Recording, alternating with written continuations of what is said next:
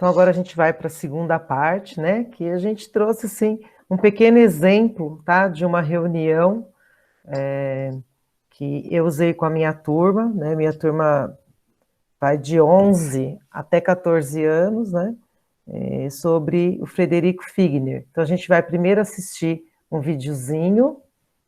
Você pode pôr para a gente, Monique? Posso sim. O Sr. Frederico Figner nasceu em dezembro de 1866 em Milevsko, na atual República Tcheca.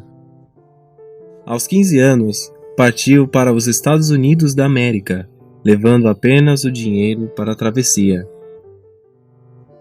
Em 1891, embarcou num navio rumo a Belém do Pará, onde chegou sem conhecer uma única palavra do português. Naquela cidade, começou o seu próprio negócio com sucesso imediato. E de Belém, Frederico Figner se dirigiu para outras praças até chegar ao Rio de Janeiro, já falando e entendendo um pouco do novo idioma e com razoável quantia em dinheiro. Na Cidade Maravilhosa, abriu sua primeira loja, onde importava e comercializava fonógrafos, produto este inventado por Thomas Edison. O jovem Figner era um homem à frente do seu tempo, e para espelhar o sucesso dos negócios, decidiu erguer uma residência que espelhasse o seu perfil empreendedor. A hoje conhecida Mansão Figner no Flamengo abriga um centro cultural e um restaurante muito popular da cidade. Figner utilizou-a como um hospital em 1918, durante uma pandemia conhecida como gripe espanhola. Apesar dele próprio ter adoecido, atuou como prestativo auxiliar de enfermagem, transformando seu palacete em uma improvisada enfermaria que chegou a abrigar vários pacientes em seu interior. Após esse difícil período, Figner e sua esposa passaram ao trabalho de visitas aos lares necessitados. Ele não parava mais. Seu trabalho material ficava mais com os filhos. Seus proventos eram suficientes e sabia dividir com quem nada tinha. O que se via é ele sempre se movimentando, ele estava, assim, às vezes correndo, inclusive, andando rápido, com pressa. E há registro de que ele fazia isso porque ele queria atender as pessoas. Ele queria ajudar as pessoas, aproveitar bem o tempo, não é? Para poder ajudar as pessoas que eram necessitadas. E ele fazia muito isso. O dinheiro entrava e ele realmente ele ajudava. Em todas as oportunidades que ele tinha, ele ajudava as pessoas. Seu trabalho no espiritismo também foi exemplar. Começou de forma inesperada e tornou-se médium curador. Trabalhando na Federação Espírita Brasileira, muitos eram os doentes que se recuperavam com os seus passes e suas preces voltadas a Deus, chegando a ditar cerca de 200 receitas por dia. No dia 19 de janeiro de 1947, às 20 horas, Figner deixa seu corpo físico para entregar-se em espírito à pátria de origem, deixando muitos corações agradecidos e saudosos de sua energia e exemplos no campo da caridade e de seu desprendimento dos bens terrenos. Ao se abrir seu testamento, verificou-se que o Sr. Figner havia destinado parte substancial de seus bens às obras sociais de Chico Xavier.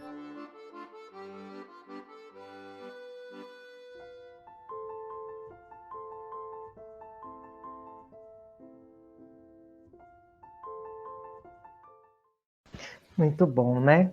Eu não sei se todos conhecem o Frederico Figner, né? Mas ele foi, assim, né, um grande trabalhador, né, do espiritismo, né? Trabalhou muito, foi presidente da Federação Espírita, né? E, assim, por que que eu trouxe, né, esse personagem para a minha aula, né? Cris, antes de você falar, não é bom fazer o exercício da pergunta? Ah, tá bom, é verdade. Tá bom? Pode fazer, Monique. Bom, a gente, na verdade, outras turmas trouxeram mais a gravação da aulinha, né? A gente preferiu fazer um pouco do que foi feito na reunião com vocês, a dinâmica. Então, a gente tem uma pergunta. Aí, para ser rápido, escrevam no chat. Como vocês acham, ou fala, como será que ele chegou no plano espiritual, né? Será que ele se transformou moralmente? Alguns já sabem que já assistiu isso ali, mas como vocês acham? A Dulce e o Custódio não vale. Acho que nem o Renato. Podem falar. Ele conseguiu se transformar moralmente? Ele foi lá, abriu a casa dele durante a pandemia, né? Vocês viram quantos leitos, e foi muito trabalhador no movimento espírita, né? Foi presidente da FEB. Tô todo com medo. A gente deixou tanto suspense. Bom, então, ó, a resposta esperada, que eu acho que está na nossa cabeça. Peraí, não conta não, não conta não, não conta Falaram, acredito que sim. Vai, Cris, pode falar.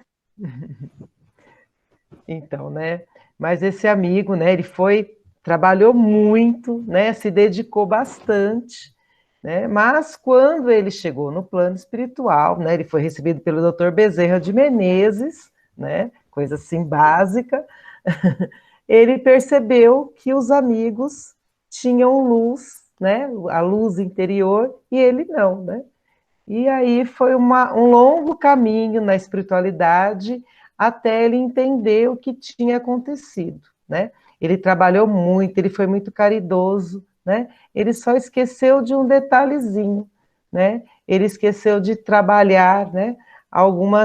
As nossas pedrinhas no sapato, né? Então, ele trabalhou muito para fora, né?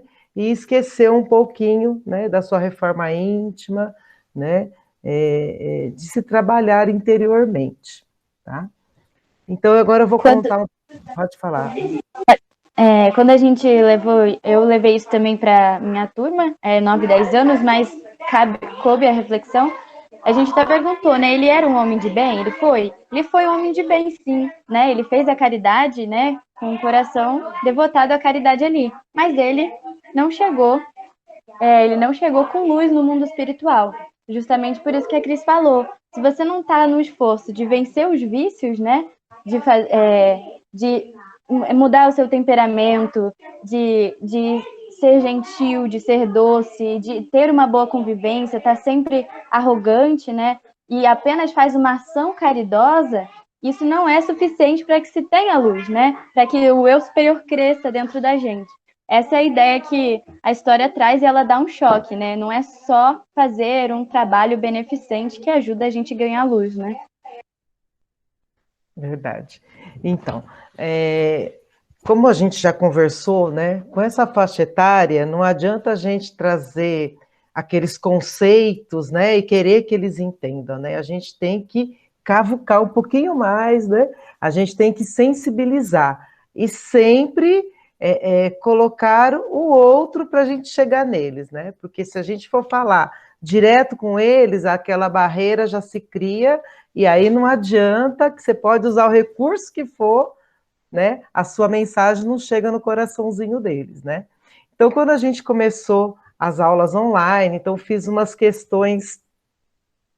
umas aulas, né? Voltado para querer saber como que eles estavam, né? A questão emocional, né? Então, foi umas 2 aulas batendo papo, conversando, né? E aí eu quis avançar um pouquinho, perguntei no final da segunda aula. Bom, a hora que acabar essa pandemia tal, o que vocês vão fazer, né? E aí começou a vir, né? Eles falarem que eles iam curtir a vida, né? Ah, nós vamos curtir a vida com a minha família, nós vamos curtir a vida com os meus amigos, eu vou passear no shopping, né? Aí, né? A equipe já, opa! Né? A gente foi discutir e tal, e a gente pensou que essa aula conseguiria fazer com que eles pensassem sem que a gente tivesse que falar para eles, né? Então foi muito legal, né? Quando a gente terminou essa parte que ele desencarna, né? E aí, como é que ele chegou? Nossa, ele foi recebido por Jesus, eles falaram, né? Então, eles estavam convictos que, né? E aí, quando a gente mostra, né? Eu tenho uns slides, né? Quando a gente mostra que ele chega lá sem luz, eles ficaram assim perplexos, né? Eu falei, então a gente precisa pensar o que é esse curtir a vida, né? A gente não pode pensar aqui só no aqui e agora, a gente tem que pensar como espírito imortal. A nossa vida continua, né? E então a gente quis trazer essa contextualização, né? Esse recurso que, assim, para mim a turma foi muito bacana. Depois eles quiseram saber como foi o desencarne, como foi o trabalho dele no plano espiritual. Então foi uma aula que rendeu bastante, tá? Então as dicas que a gente quer socializar com vocês, né? Um pouquinho que a gente percebe é isso, né? Então usar um recurso espírita, né? Uma história espírita, para que eles entendam o contexto deles, né? E ali, para provocar, a gente tem que pensar boas perguntas, não perguntas que falam, sim, não. Pensar boas perguntas que façam realmente tocar o coraçãozinho deles, tá? Porque, como a gente falou, diferente dos pequenos, né? Os pequenos, tudo que a gente molha lá naquela sementinha, aquilo vai desabrochando, né? E essa turma, não, realmente a gente precisa de um esforço, né? Porque eles são muito fechados, né? Então você tem que pensar em cada um como você vai atingir. Tá complementando? Ó, os outros grupos já voltaram, vou fechar aqui rapidinho. Então tá. Nós somos com os atrasados. pequenos é mais fácil, porque eles aceitam as ideias facilmente, mas os grandes, eles já vêm com ideias pré-concebidas e a gente tem que ajudá-los a encontrar a verdade mesmo dentro da doutrina espírita, né? Então é muito importante a interação, né? A pergunta certa que a Cris fez, que trouxe, revelou isso, como que eles querem aproveitar a vida, né? A partir de um diagnóstico que a gente tem durante a interação, que a gente constrói também uma reunião, né? E aí foi a partir das perguntas também que se foi construindo uma nova ideia de como a gente deve viver mesmo, né? Então, é muito importante essa interação, fazer as perguntas corretas para que a gente consiga entender como que eles estão pensando, se eles estão acompanhando as ideias, né? É isso. Acho que a gente tem que partir para o grupo de volta.